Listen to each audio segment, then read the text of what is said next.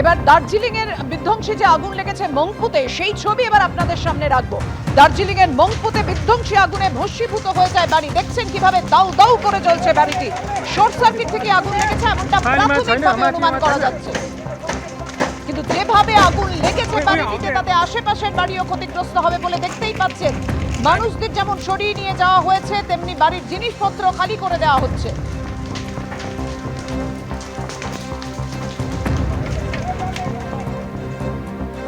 হাওড়ার সাঁকড়াইলে একটি প্লাস্টিকের কারখানায় ভয়াবহ আগুন লেগে যায়।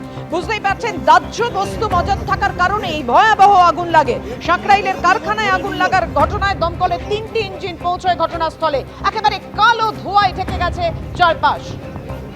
হাওড়ার সাঁকড়াইলে একটি প্লাস্টিকের কারখানায় ভয়াবহ আগুন।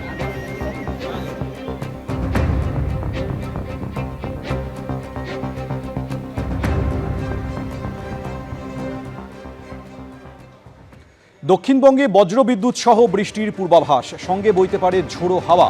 ঝাড়গ্রাম, বাঁকুড়া, 2 মেদিনীপুর, পুরুলিয়া, পূর্ব বর্ধমান, হাওড়া, হুগলিতে ঝড় বৃষ্টির পূর্বাভাস রয়েছে। 50 থেকে 60 কিলোমিটার বেগে বইতে পারে ঝোড়ো হাওয়া।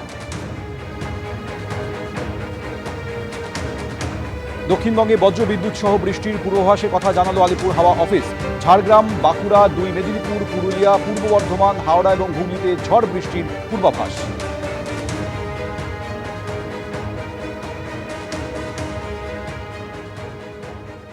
দক্ষিণবঙ্গের জেলাগুলিতে বৃষ্টিপাতের সম্ভাবনা থাকছে বজ্রবিদ্যুৎ সহ, সাথে দমকা ঝোড়ো হাওয়া।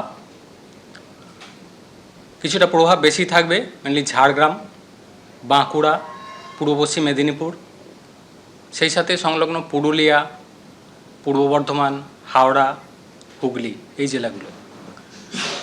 কোথাও কোথাও দমকা হাওয়া 50 থেকে 60 কিলোমিটার প্রতি ঘন্টায় থাকার সম্ভাবনা।